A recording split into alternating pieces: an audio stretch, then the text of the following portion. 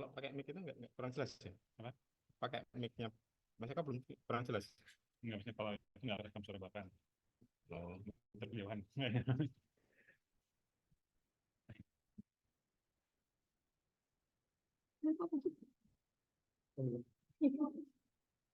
Ayo, oke.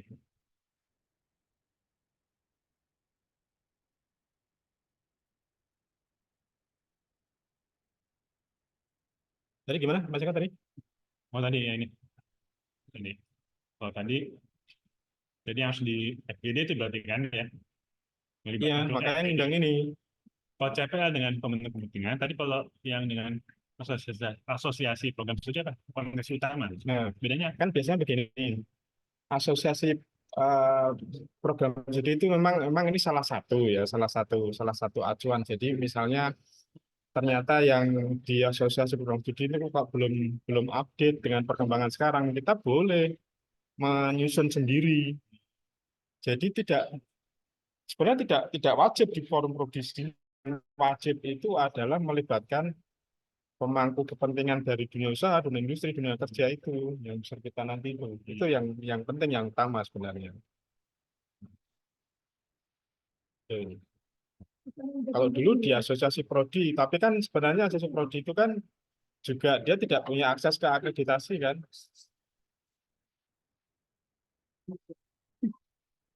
Iya Nah, kan, terkait itu ya tadi ya. ya, jadi kalau belum terbentuk bisa ditetapkan perguruan tinggi sendiri. Artinya kan nggak wajib gitu.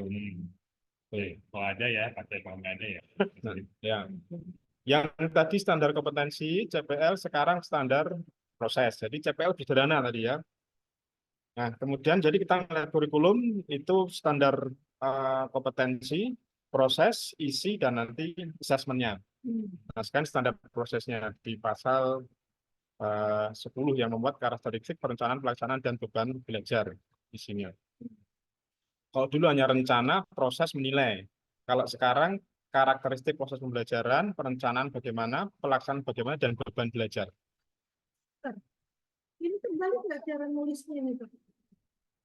Yang Permen nomor 2020, karakteristik proses belajar, perencanaan proses belajar, terbalik nggak? Enggak. Benar, memang benar.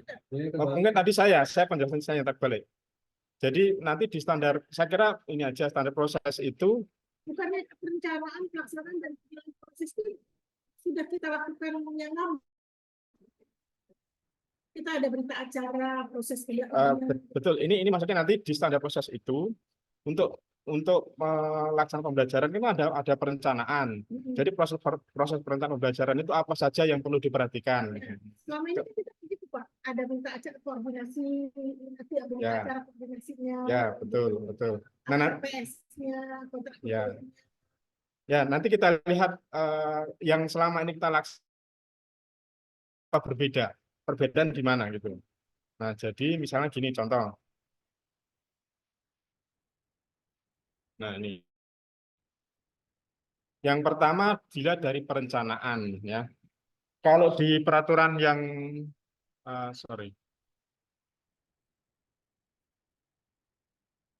di peraturan yang lama kan tadi ada 4, ya, ada karakteristiknya apa, kemudian pas dan sebagainya. Kalau sekarang itu proses itu dibagi 3 standar proses. Perencanaan bagaimana, pelaksanaan bagaimana, penilaian bagaimana. Nah, di perencanaannya itu memang ada perbedaan istilah. Kalau dulu namanya RPS, sekarang namanya RPP, program pembelajaran. Nah, kenapa tidak rencana program semester? Karena nanti bentuk pembelajarannya itu berbeda, bentuk dan metode. Jadi seperti begini misalnya, yang B di pelaksanaan. 1 SKS itu 45 menit, ya. Bentuk pembelajarannya kalau dulu kan dibatasi 3, 50 menit tatap muka, 60 tugas struktur, dan 60 mandiri kan. Nah, sekarang 1 SKS 45 menit, kemudian dalam 1 semester, nah itu nanti mau di breakdown seperti apa, mau dilaksanakan seperti pembelajaran itu terserah sesuai dengan karakteristik prodi. Tuh. Boleh potong Pak? Ya. saya masih belum turun ke bawah, masih di perencanaan tadi. Iya, iya. Ini kan perencanaan ini kan yang baru ya Pak ya? Iya, betul. Berbeda dengan yang lama. Kalau lama kan kita dokumen yang sebagai bukti kita melakukan proses perencanaan itu kan ada berita acara koordinasi tim gitu ya Pak. Kalau yang ini berupa apa nih? Yang I, poin I ini. RP, Apa itu bagian menjadi perencanaan. RPS? Ya, RP. Ya. Sekarang ngerti RPP. Jadi cuma RPP ini aja dokumennya. Iya. Dokumen perencanaan itu RPP, tapi itu nanti lengkap di RPP itu. Ya. Capaian pembelajarannya apa saja di RPP itu, misalnya RPP mata kuliah A, itu mata kuliah apalah gitu ya. Capaian pembelajarannya apa? Terus dari capaian pembelajaran itu nanti cara mencapainya seperti apa melalui. Kayak RPS Pak sebenarnya. Iya, memang sama, memang beda. Enggak, saya tuh ini loh Pak. Kita kan udah berhasil tuh sama RPP ini kan tangkap sama dengan RPS. Nah, nggak ada dokumen lainnya menunjukkan perencanaan ya RPS aja. RPS doang aja. Ya. Dulu kan kita harus ada dokumen-dokumen lain, misalnya berita acara Itu pelaksanaan itu. Pelaksanaan itu. koordinasi gitu. Oh, di proses penyusunannya itu lebih bagus kalau ada itu. Tapi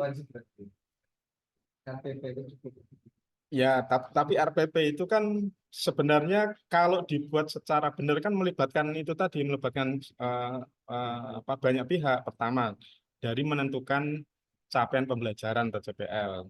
Rumusan CPL itu kan nggak bisa kita susun sendiri nih, kan harus bersama-sama tadi yang banyak pihak tadi. Nah, setelah ini misalnya kita tentukan 10 CPL.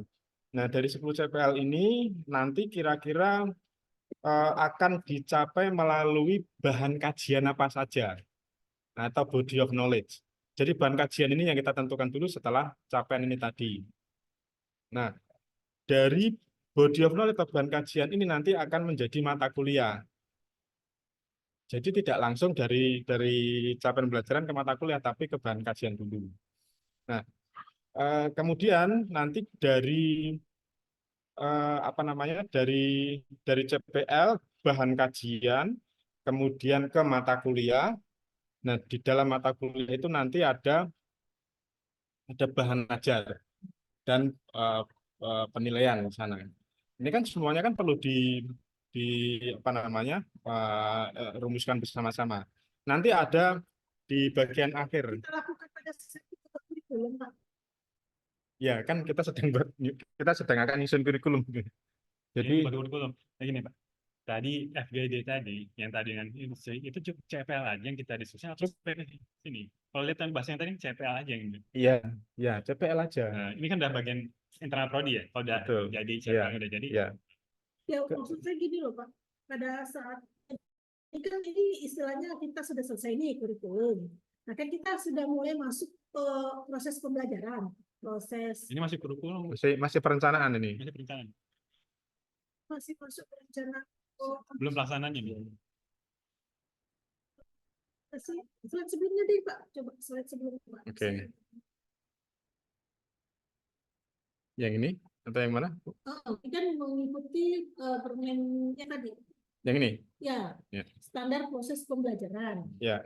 Artinya ini sudah artinya sudah dianggap bahwa kurikulum itu sudah selesai gitu. Maksud saya. Standar proses pembelajaran. Waktu kita buat kurikulum, kan kita harus buat RPS juga tuh. Ya. Nah, buat RPS harus lihat ke sini gitu. Masih buat kurikulum kita nih. Iya. Selesai kurikulumnya. Ya. Jadi pada saat buat kurikulum itu RPS sudah selesai semua juga, semua harusnya ya. Jadi kan kita melihat kurikulum itu begini, kompetensinya apa yang dicapai, kemudian ini prosesnya, kemudian ini isinya, kemudian ini penilaiannya. Jadi idealnya semua mata kuliah yang ada di kurikulum itu RPP-nya udah ada semua pada saat kurikulum selesai. Iya, idealnya itu. Kan sebenarnya dokumen kurikulum yang lengkap itu sampai ke level itu, mata kuliah, kemudian RPP-nya apa, sampai ke bagaimana mata kuliah ini mengukur atau mencapai CPL. Mata kuliah ini, kemudian asesmennya ini dalam rangka untuk mencapai CPL yang mana. Oke, saya sepakat itu Pak. Ya. Tapi kalau aku menilai, aku memahami ini Permen nomor 53 tahun 2023 pasal 11 ini, ya, ini maksudnya setelah kurikulum itu jadi, waktu kita mau kuliah gitu loh. Jadi kita melakukan prosesnya, yang nanti akan kita sebutkan di SPM. Yang diminta Ya. nanti di SPM. Ini kita masih nyusun, kan ini masih nyusun bagaimana proses pembelajarannya nanti. Ya, jadi kan kita sudah tahu CPL-nya tadi, Ya. data CPL-nya, terus kemudian sudah selesai. Sudah ada, anggap. Ya, Nah, Terus terus kemudian setelah itu kan kita menentukan bagaimana proses yang akan dilalui untuk mencapai CPL tadi. Nah, proses itu apa yang harus dilakukan? Satu, buat perencanaan.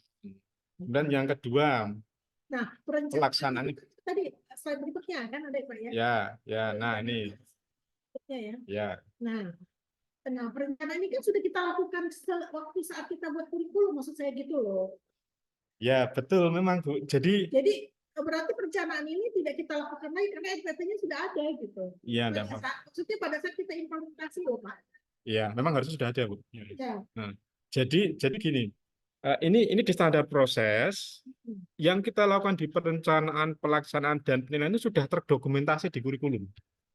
Gitu. Jadi makanya kita menyusun ini perencanaannya bagaimana, kemudian pelaksanaan itu misalnya beban berapa, suasananya harus bagaimana, nanti metodenya apa dan seterusnya kan di pelaksanaan itu. Nanti di penilaian seperti apa. Nah, ini semua dituliskan dalam dokumen kurikulum yang kita susun tadi. Nah, nanti di implementasinya beda lagi. Ini kita baru merencanakan standar proses yang akan kita lakukan nanti. Yang harus dilakukan nanti pada saat implementasi Betul. kuliah gitu. Betul. Nanti kan realnya kan pas pelaksanaan di kuliah nanti. Nah, ini kita dalam rangka menyusun dokumen kuliah itu. Berarti nanti pas pelaksanaan implementasi ada PPP lagi gitu Pak ya? Enggak, Enggak, udah dibuat. Nah, itu sebenarnya udah dibuat ya. Cuman Maksudnya ada dokumen. apa boleh dirubah nanti pas waktu sudah 2 tahun kita RPP-nya masih dirubah, peninjauan aja. ditinjau ulang boleh. Ya kan harus ditinjau ulang sebenarnya tiap tahun juga. Tahun ya. Tiap tahun kan harus ditinjau Harus Pak. ditinjau ulang. Tanpa merubah CPL kan CPL udah ditetapkan di sebelumnya. Iya, tidak perlu mengubah CPL, tapi perlu mengukur ketercapaian CPL. Kalau misalnya ternyata mata kuliah ini tidak berkontribusi signifikan terhadap CPL 267 misalnya. Nah, ini dievaluasi. Kan sebenarnya kalau nggak tercapai, ini masalahnya di mana? Kalau misalnya nggak tercapai, apakah ada penguatan nggak, ada reinforcement nggak sampai nanti mahasiswa itu mencapai CPL ini tadi. Kalau sekarang kan kita pokoknya udah selesai lulus nggak lulus. Jadi dengan yang permen baru ini sebenarnya kalau mahasiswa nggak mencapai CPL, maka dosen perlu memberikan penguatan sampai CPL itu tercapai, Nggak bisa lulus. baru bisa lulus. Idealnya. Idealnya gitu. Gitu. Nah, kemudian SKS beda. Nah, ini suasana belajar. Suasana belajarnya perlu menyenangkan. Ini secara eksplisit dituliskan dalam permennya. Ya, menyenangkan itu artinya misalnya begini kan, kadang-kadang ya kita sebagai desain juga ngasih tugas kan banyak ya, tugas dosen A ngasih tugas, kemudian B ngasih tugas, dan C hampir semua dosen ngasih tugas. Jadi memang iya. Satu cuma kuliah dan ini masuk Jadi ya menyenangkan ini memang menyenangkan ini memang. relatif. Ini kata baru yang dimasukkan di permen ini. Sebelumnya enggak. Ya menyenangkan itu Menyenangkan tidak dosennya kali. menyenangkan mahasiswa. Kayaknya di sini menyenangkan dosen ya.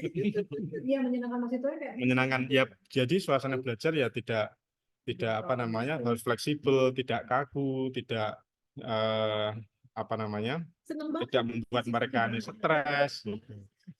Iya, Santai. tapi tetap dibebani itu tadi harus tercapai tadi CPL-nya. Gitu. Tapi Kak, masih kalau nggak dipaksa belajar, dia nggak belajar. Ini Katanya no pain no gain. 19 nggak ada lagi. Iya, Ya, iya, nggak ada lagi. merdeka. Jadi merdeka 5 menit, Jam. 45 jam. 45 jam. Iya, betul. Nanti itu administrasi gimana Pak? Kan BKD kita kan biasanya ada pertemuan-pertemuan itu kan. 16 pertemuan itu. Jadwal ya, bukti. Bukti loh. Jadi gimana disiapkan sama kayak logbooknya. Jadi tiap hari itu bisa diganti. Ya, ya. Jadi memang definisi 45 jam per semester itu nanti boleh diterjemahkan dalam pertemuan 16 itu lagi. Kemudian mau di extend misalnya menjadi entah 18 pertemuan itu boleh, itu fleksibel, atau mungkin 8 pertemuan itu tatap muka, selebihnya itu kan harus project misalnya. Nah, tapi dalam project itu misalnya nanti ada apa namanya, ada monef, ada progres seperti itu boleh, nggak apa-apa. Yang penting sebenarnya kalau di standar UNESCO itu kan beban belajar mahasiswa itu sama dengan beban kerja kan, 8 jam per hari. 8 jam per hari, kalau misalnya waktu belajar 5 berarti 40 jam seminggu. Itu per SKS. Per SKS. Sorry, bukan. Semester. Apa namanya? Jadi itu kan gini. Sebenarnya 45 SKS itu kalau dibagi ke 16 pertemuan sama jatuhnya. Jadi 1 minggu 1 SKS itu 5 ditambah 6 tambah 6 170 menit. berapa? 120 ya? 170 menit. 170, iya sama. Totalnya sama. Cuman Sama seperti kemarin, cuman difleksibelkan kan ya, ya, ada sendiri. Bagi gitu ya. ya. Jadi nggak harus tatap muka gitu aja intinya. Tapi kalau konversi ke menitnya sama sebenarnya. Tatap muka ya. Nggak harus tatap muka. Bisa menyenangkan kata Iya. dokter. Bisa, memang harusnya begitu. Nah, itu tadi yang diatur di dalam standar Yang pendidikan pendidikan. CPL mencapai. Betul. Nah, makanya nanti di perguruan tinggi itu membuat kebijakan. Jadi mata kuliah boleh dilaksanakan secara hybrid ya, atau daring ya, maksimal berapa persen misalnya 40% atau 30% itu yang lebih ini ya. Nanti di PT ya. Ya, Ada PT. ya. Jadi tetap Kalau pandangan fleksibel. kemarin ITS, standar PT-nya masih sama seperti itu ya. Seperti yang sekarang berjalan. Ya, masih sama. Mereka belum ini juga, masih penyesuaian juga. Soalnya. Nah, kalau di sistem itu kan kita itu logikanya itu harus ini ya, harus konsisten. Artinya kalau dia terlalu banyak variasi kayak gitu kan sistemnya juga bingung untuk BKD itu. Penilaian itu. Ya kan dosen yang ini menerjemahkan. Tapi kalau BKD kan cuma SKS patokannya. Enggak loh yang kita Bukti cuma jadwal. Nah itu bukti ya, tapi kan dia fleksibel cuma satu screenshot gitu kan. Iya maksudnya mungkin nanti kan harus ada. Asesornya aja harus lihat nih 45 jam. Kan karena dia itu dia mengklaim bahwa itu sesuai dengan CPL-nya tercapai. Iya. Gitu kan ya. Kalau kemarin kan lihat pertemuan nih, masuk nih 16 atau 12 atau 14. Ya ini kayak gimana? Ya. Ya sebenarnya kalau dikaitkan dengan IKU itu yang Permen 201/2023 itu kan pembelajaran kan sebenarnya diarahkan ke project base atau case base kan ya, atau case base kan gitu ya, yang OB itu, dimana itu unsur penilaiannya 50% kan dari project ya. Nah, dan itu biar menyenangkan. Enggak juga. ya intinya Akan dosen menyenangkan maksudnya juga. ya, artinya harus sama-sama menyenangkan, inklusif, kolaborasi kayak gitu. Intinya CPL-nya tercapai Bu. Ya. Dan ini yang terakhir itu yang ya itu ada aman, nyaman, sejahtera. Makanya sekarang ada PPKS ya. PPKS yang apa namanya? Satgas kekerasan seksual dan sebagainya. Nah, itu juga apa namanya? Dibatasi ya, diberikan informasi di Permen ini. Jadi pembelajaran yang nyaman, aman, sejahtera, dan fleksibel. Fleksibel itu sebenarnya untuk mengakomodir juga kalau kita mau nyusun program RPL itu, misalnya untuk yang S2, yang magister ya, misalnya RPL kalau dia dari profesional bisa diakui separuhnya sehingga mungkin kuliah hanya satu tahun bisa selesai gitu misalnya. Nah, jadi fleksibel seperti itu. Nah, kemudian tadi penilaian, yang penilaian kuantitatif dan kualitatif. Kualitatif untuk pembelajaran di luar perguruan tinggi, ya. Itu yang melalui MBKM itu. Kemudian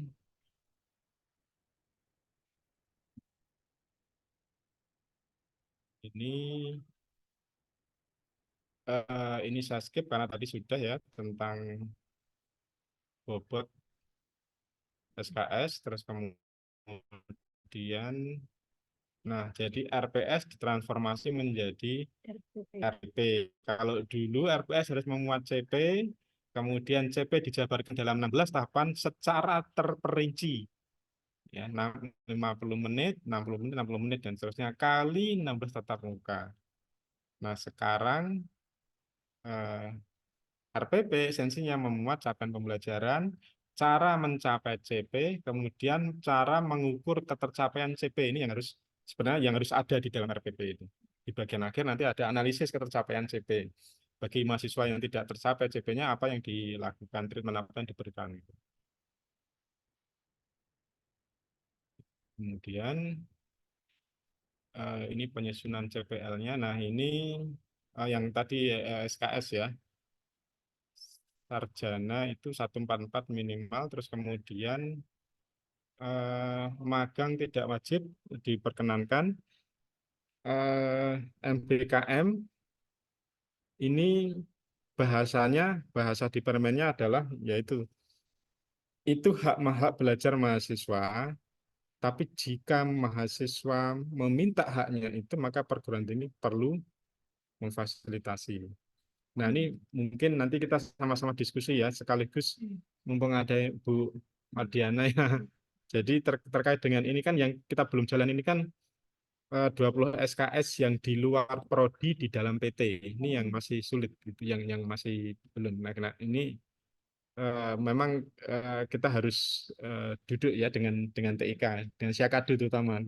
Ini kira-kira nanti bagaimana mengakomodirnya.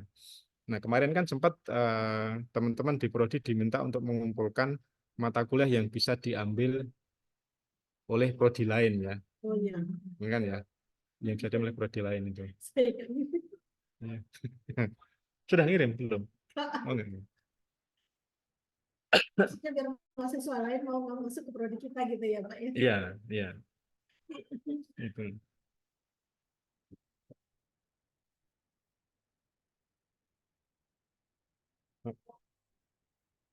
Nah, itu nanti ya mungkin dengan Syakadu ya. Nah, saya enggak tahu nanti saya memang terus terang belum clear dengan Kemarin enggak sih, kemarin kan Pak B juga udah bilang kita perlu workshop di bulan itu untuk ini ya kebutuhan ikut juga sembilan sore dulu, terus yang bersangkutan bangunan pengambil misalnya di daerah yang lain. ya. Saya sudah organisasi juga dengan beli kan seperti itu ya. Program Masyarakat. Kalau secara sistem sebenarnya Masyarakat itu sudah memungkinkan. Ini kan kita belum diinformasikan lah, artinya fitur itu sudah ada, mungkin kitanya belum tahu gitu. Jadi nanti nggak terlalu sulit kalau misalnya diterapkan kan tinggal ada aturan ya, terus disosialisasikan. Tapi kalau secara bahwa mahasiswa satu PS bisa mengambil PS yang lain tanpa dia mengubah kurikulumnya itu sendiri bisa kan itu memungkinkan. Maksudnya mesti ada kelombakan yang bisa sih. Cuma mungkin saya kurang tahu kebutuhan yang lainnya. Yang belum kebayang di saya itu kan 20 SKS di luar prodi di dalam PT. Jadi nanti apakah itu mau kita blok di satu semester di masing-masing prodi harus nyiapkan mahasiswa perlu mengambil mata kuliah di luar prodinya yang ditawarkan oleh prodi-prodi lain itu, atau seperti apa gitu di Siakadunya yang saya masih belum jelas itu. Memang kita boleh duduk bareng. Kalau di luar prodi itu boleh dipecah-pecah beda prodi atau harus satu prodi? Nggak harus satu prodi, boleh Boleh. prodi. Prodi itu yang penting menawarkan. Ini 20-nya bisa mencari mana bersembah. Jadi yang penting prodi itu menawarkan gitu. Oh. Jadi kita menawarkan beberapa mata kuliah yang boleh diikuti oleh mahasiswa. Iya, lain. dan antar prodi itu memang mesti ada kayak komunikasi gitu, memang dia menawarkan itu gitu. Jadi nggak yang dibuka bebas itu nggak. Karena kalau dibuka bebas itu nanti ada kendala juga gitu. Yang penting sesama prodi ini saling mengetahui bahwa mata kuliah yang ditawarkan dan yang menawarkan itu. Ini saya di dalam Siakadu itu sudah bisa.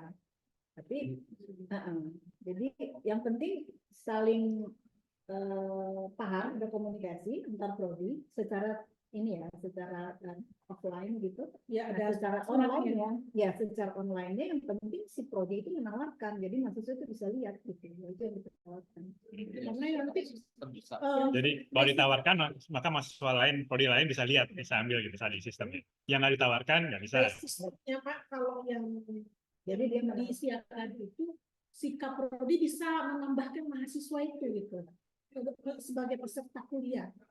Kayaknya bisa loh, nggak harus mahasiswa PSTI aja bisa saya tambahkan ke itu mata kuliah sih kaprodi Kaprodi kan, kaprodi report ya. kan. Kalau ini memang mahasiswanya Langsung. jadi mahasiswa itu bisa gitu, tapi juga bisa ya mahasiswa itu langsung Iya.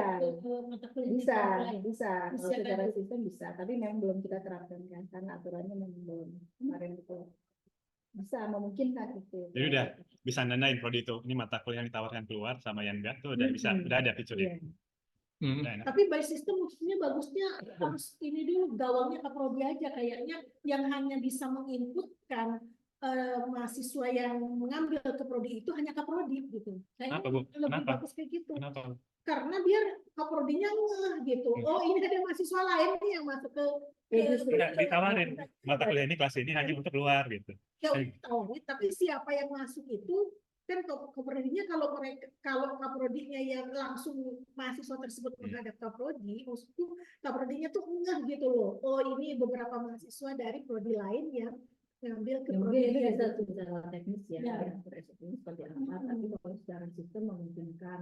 Dan yang tadi saya bilang bahwa secara bukan itu online-nya, offline-nya sisi sesama prodi ini Iya. harus ada TikTok loh. Ya, ada surat menyurat. Ya ada TikTok. Kalau Ada surat yang menyurat. sama gitu. Jadi saling tahu. Bukan yang bebas dibebasin semua gitu loh. Artinya berarti kan mahasiswa hanya boleh mengambil mata kuliah yang MBKM di luar yang ditawarkan prodi aja ya. Yang Dan itu harus dimasukkan dalam kurikulum prodi ya. Enggak. itu memang udah ada di kurikulum prodi. Jadi si prodi ini kan sebenarnya nggak membuat mata kuliah baru kan? Memang mata kuliah dia, hanya dia open. Gabung dengan mahasiswa asli. Iya, open gitu dengan ini, dengan Nanti kalau maksudnya gini, kita informatika nih dari pendidikan misalkan dari pendidikan atau matematika gitu enggak ya. Terus kita ngambil mahasiswa ngambil mata kuliah itu nggak ada di mata kuliah kita, nggak ada di kurikulum. Perlu dimasukin kurikulum nggak mata kuliah itu yang kalau itu kan berarti kita udah ganti kurikulum dong. Iya, jangan kalau Nggak boleh. Kan nggak tapi di yang sulit itu bukan di sistem berarti Pak. Bukan. Masalah nanti CPL mata kuliah yang di prodi lain itu sama nggak dengan CPL kita, walaupun nama mata kuliah nanti beda. Mungkin yang sulit di situ Oh iya, menurut saya. terkait ke CPL gimana nanti Pak? Kalau bisa ngambil itu. Kalau sistem kayaknya nggak masalah sih. Kalau kita udah desain nih CPL kita akan terpenuhi sampai mata kuliah pada semester. Begitu dia tidak ambil mata kuliah kita sendiri, berarti kan ada yang CPL yang harusnya nanti bisa dicapai dengan mata kuliah kita. yang CPL. Iya. Berarti pasti ya. Prodi harus ngasih tahu oh ini prodi ini kalau misalnya aku prodi ini. Iya. Nah, Kalau bagus lu ini, Pak. misalkan ngambil Makanya tadi Tapi tujuan tadi menyenangkan itu gimana nggak seru nggak sih? Seluruh mahasiswa. kalau ada mahasiswa ini nggak bisa menyenangkan lah kok dia mau kuliah ke informatika. Hmm. Kan menyenangkan. Karena ini sebenarnya potensi besar ini untuk yang pengalaman belajar di luar prodi ini untuk yang ke Ibu 2. Makanya teman jeblok itu karena kita belum nyentuh yang ini sama sekali. Kan nanti di Siakadu ada status M dan status R ya. M yang status MBKM ya. Berarti artinya nanti misalnya mahasiswa mau ngambil mata kuliah di luar prodinya itu hanya mata kuliah yang tadi statusnya M saja ya. Iya. Hmm. Ya, artinya tetap harus ada ya, tetap harus ada kerjasama antar prodi gitu. Nanti gini aja Pak, mungkin diidentifikasi kebutuhannya apa untuk yang mau diterjemahkan di sistem. Nanti kita workshop itu kita undang. Iya, iya, iya. Iya itu hitung CPL-nya gimana Pak nanti kalau Beda dengan itu. Ya biasa. kan kalau di ini kan tiap mahasiswa ketahuan nih CPL pencapaian CPL-nya. Kalau Iya. misalnya dia ikut yang mata kuliah kita aja, tapi begitu dia ikut keluar, itu ini di mana kan pencapaian CPL? Padahal beda mata kuliah, beda rumusan Ya, CPL. kan nanti dari prodi kan menentukan mahasiswa mau ngambil mata kuliah di luar prodinya, itu kan tetap persetujuan prodi. Iya.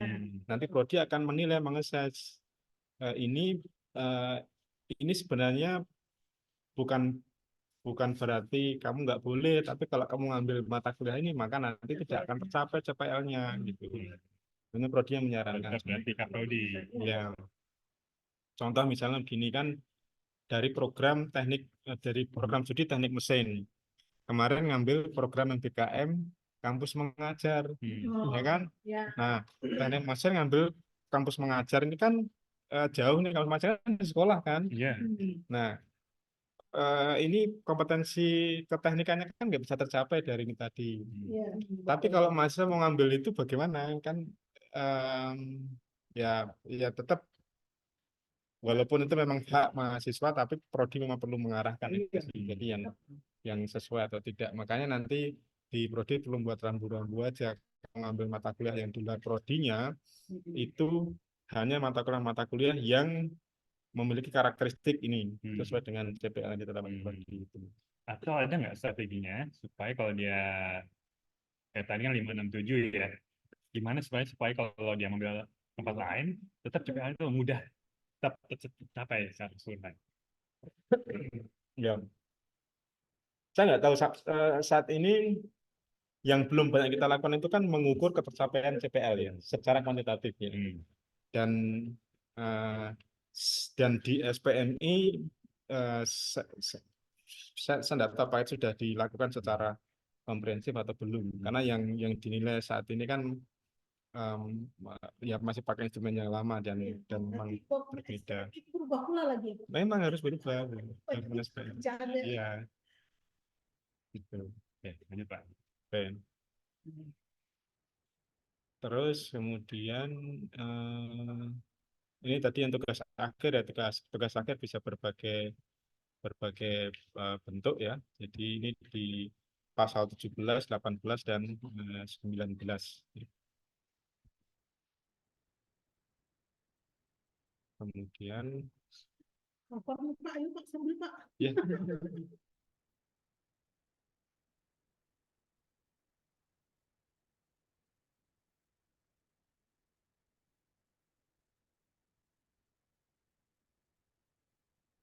Kemudian yang berikut ini masih di standar proses, standar isi materi pembelajaran.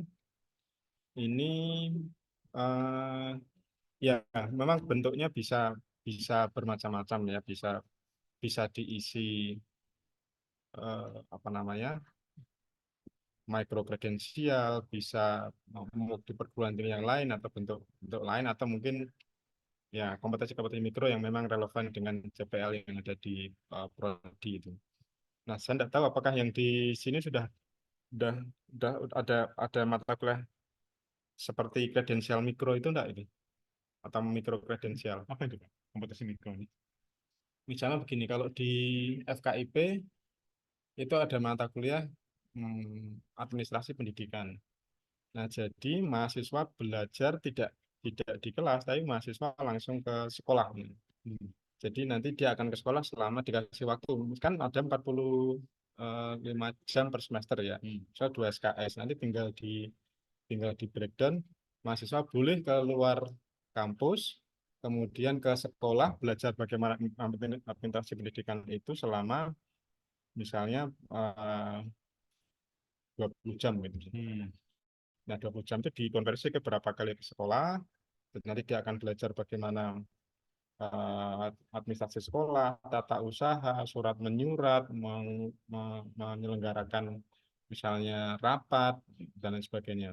Nah, itu bisa dikonversi sebagai bentuk pembelajaran.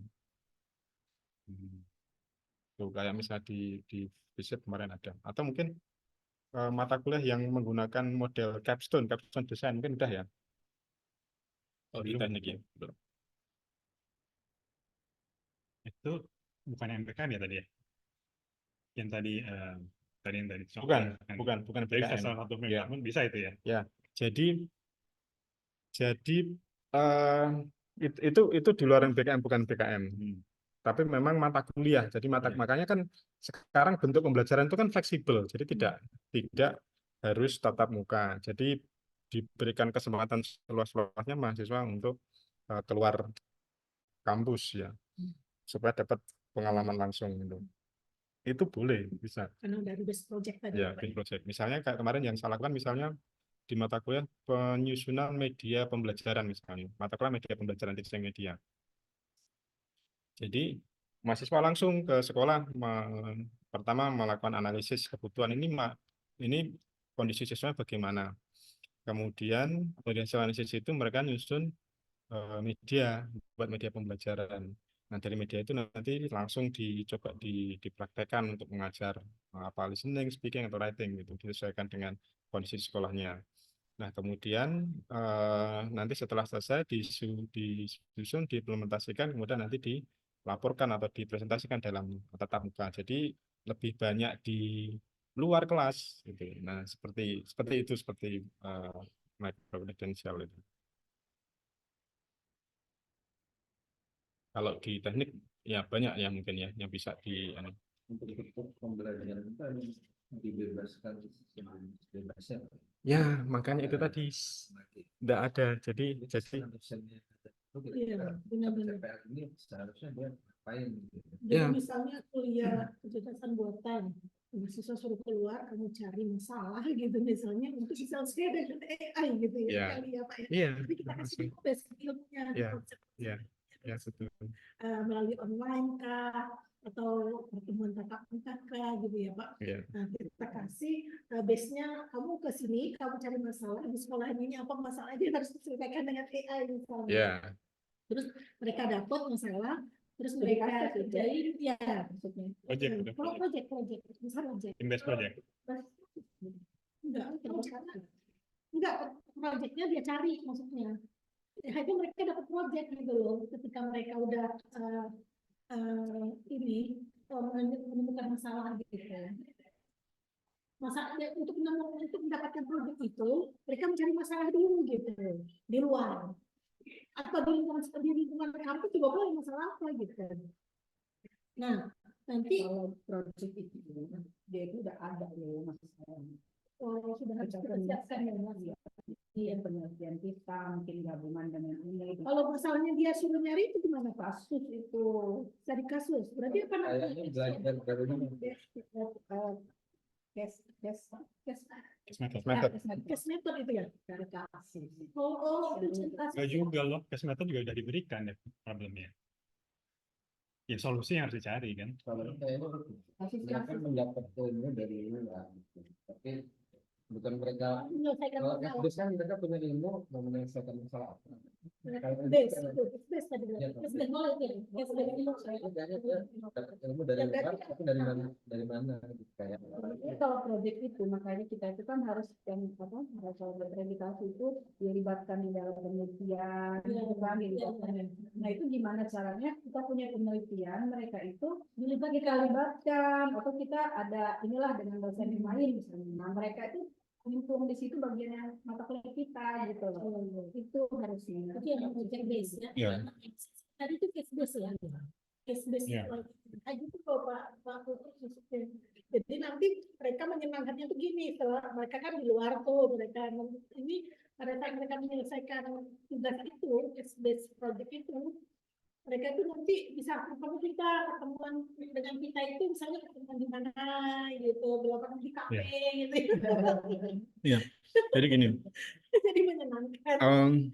case base itu dulu awal mula yang memakai istilah case base itu dari Harvard Law School ya. Harvard Law School itu tahun 19 abad 19-an awal lah gitu. Nah, kenapa muncul case method ini atau case based teaching ini? Karena dulu Harvard melihat ini kok kompetensi mahasiswa Fakultas Hukum ini kok menurun gitu loh. Artinya ada permasalahan ketercapaian kompetensi. Nah, akhirnya oleh Harvard, anak-anak Fakultas Hukum ini disuruh keluar kampus. Mereka disuruh ke misalnya langsung ke persidangan, langsung ke lapangan lah ya, ke hukum, kemudian misalnya ke agensi dan sebagainya. Supaya mereka melihat apa yang terjadi di sana. Jadi case-case yang apa namanya di persidangan itu bagaimana di raise, kemudian bagaimana diselesaikan itu sampai akhirnya mahasiswa itu tahu betul dari lapangan itu. Jadi sebenarnya memang case base yang kita terapkan itu pun case-case-nya harus diambil case-case yang terjadi di lapangan di field gitu. Jadi memang mahasiswa harus keluar dari kampus cari masalah ya. Jadi masalah yang ingin diselesaikan seperti apa. Tapi memang ya ada yang kita sederhanakan. Ya sudah, case-case-nya adalah case-case yang karena dianggap dosen lebih punya pengalaman ke lapangan, kemudian pernah melakukan proyek-proyek itu tadi. Jadi case-case itu dirumuskan oleh dosen bersama mahasiswa di dalam kelas gitu. Ya, kalau realnya memang harusnya ambil case yang benar-benar terjadi di lapangan gitu. Gitu. Nah, terus kemudian ya kalau betul ya tadi yang project memang ya biasanya ketemu case, nah kemudian mahasiswa nanti akan mengidentifikasi masalahnya, kemudian sampai ke merumuskan penyelesaiannya. Nah, sampai ke kalau di level S1 sebenarnya sampai ke mahasiswa mampu merumuskan apa yang perlu dilakukan sampai seperti itu minimal nih. Nah, kalau dilanjutkan ke project, jadi dari case yang diambil di lapangan ini, mahasiswa bersama dosen bisa sama-sama menyusun eh, project dalam rangka menyelesaikan case yang ada di eh, lapangan ini tadi. Sampai menyelesaikan dari project itu ya. Sampai menyelesaikan kalau Kalau cuman merumuskan apa yang akan dilakukan tuh iya, case. iya, gitu.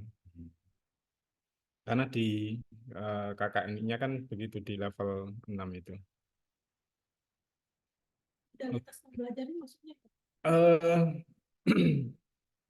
Jadi ya ini di pasal 44 kurikulum prodi menyangkut ada CPL tadi jelas ya. Kalau dulu masa studi, sekarang namanya masa tempuh kurikulum ya, masa tempuh kurikulum, kemudian metode pembelajaran, terus kemudian modalitas itu kira-kira apa yang perlu eh, ya apa namanya fasilitas ya misalnya.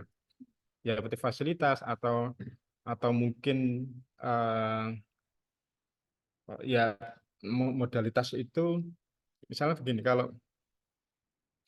kalau eh, saya ingin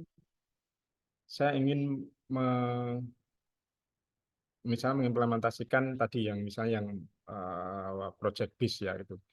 Nah, di dalam implementasi project base itu kan nanti ada kompetensi minimal mahasiswa yang perlu dilakukan. Nah, itu ada syarat nggak, ada syarat minimal yang perlu dimiliki oleh mahasiswa nggak gitu untuk project itu misalnya.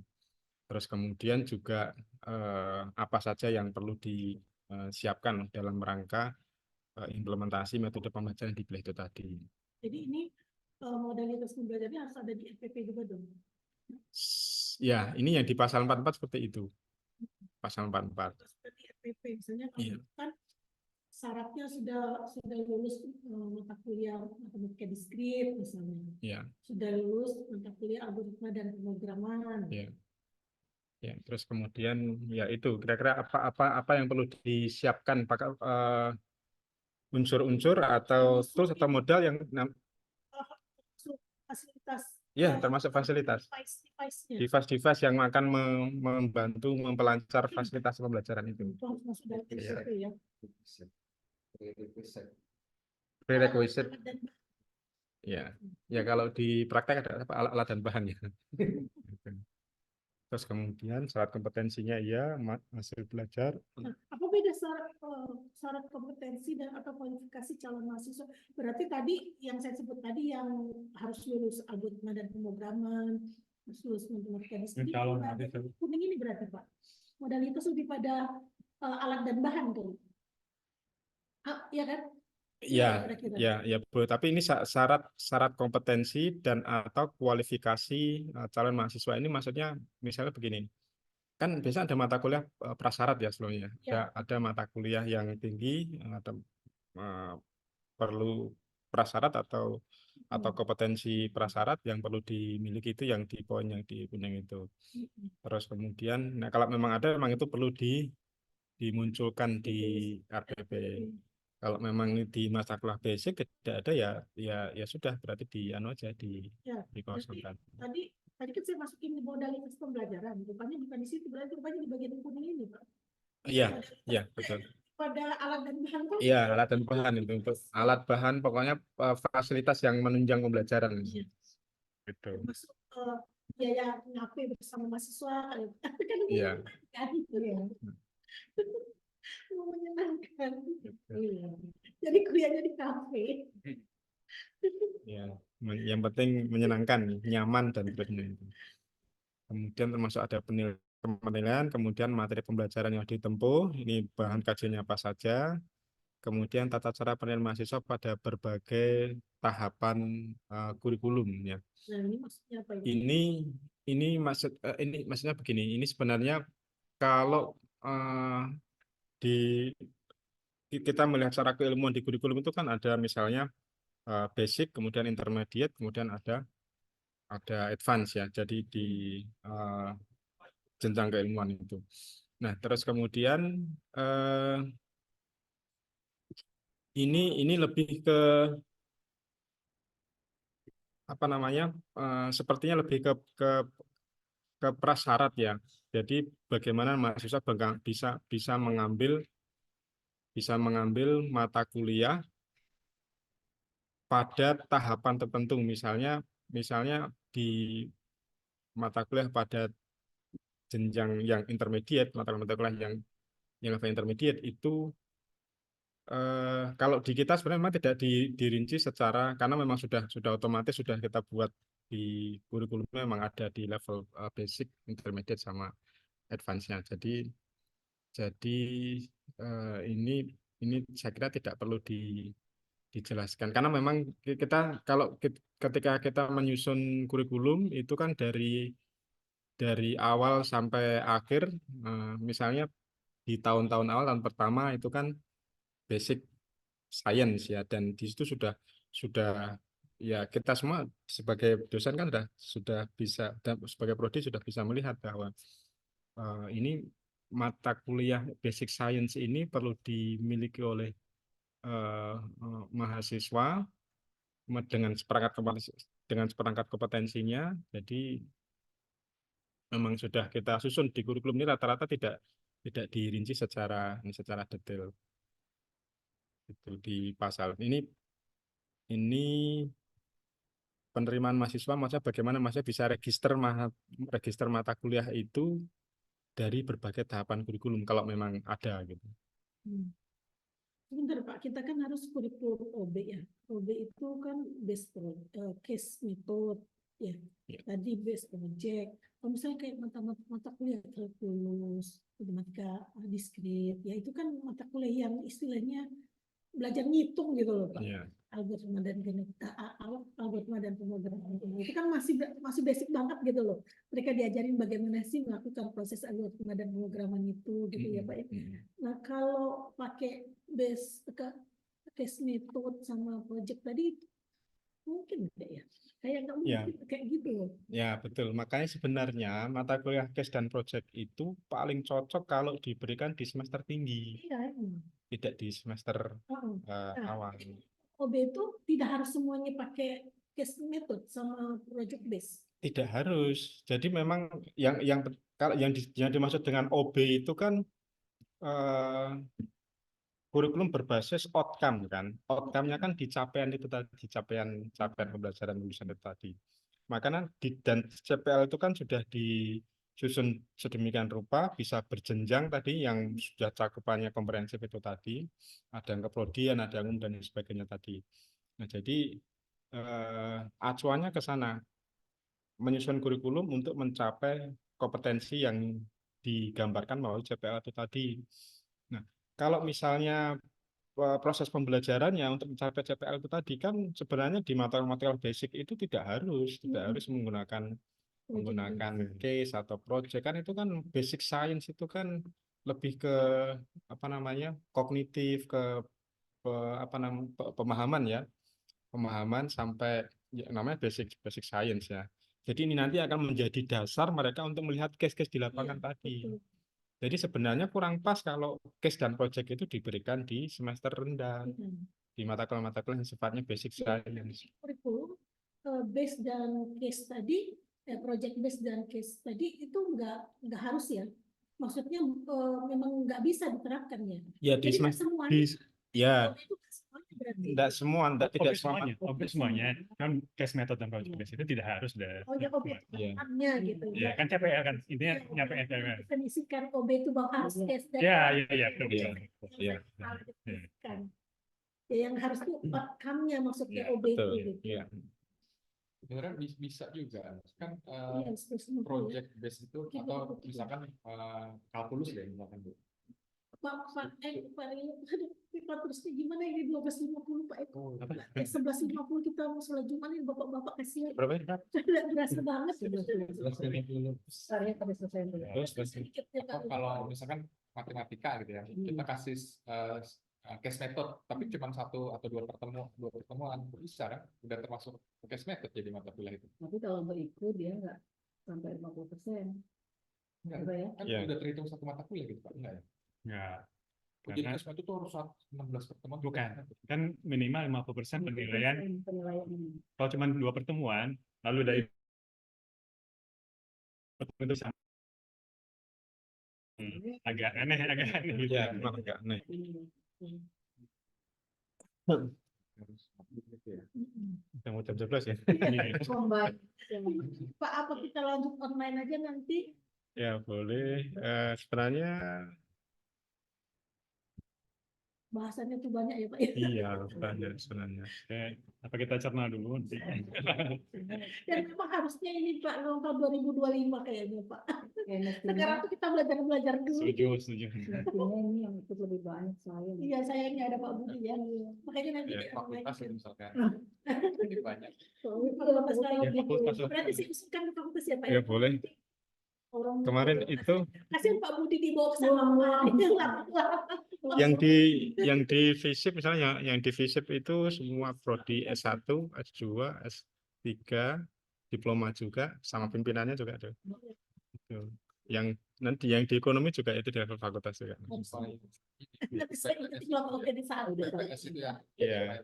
Ya. Kan kalau prodi aja yang mungkin BPS Kalau ada mesin mah kalau di leading mesinnya keren. Sen mesin. duluan. Ya. Duluan ya mesinnya. Iya.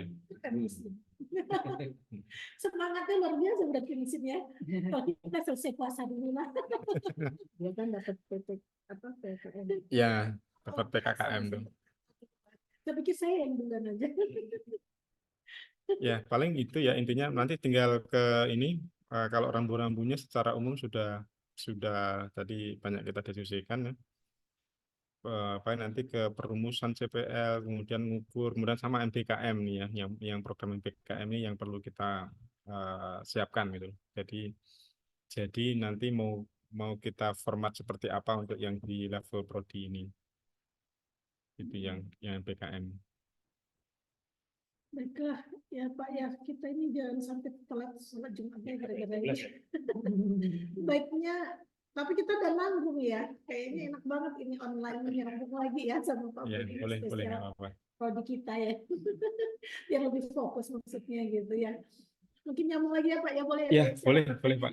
Ya, nanti online aja. Ini nggak selesai gitu, tapi Iya. nanti kalau misalnya fakultasnya ada, saya ajukan juga ke fakultas, kita ikut lagi, biar lebih pintar lagi. Ya, boleh. Ya. Kita aja ya Pak ya. Ya, boleh. Oke. Pak, ini waktunya benar-benar mepet ya, padahal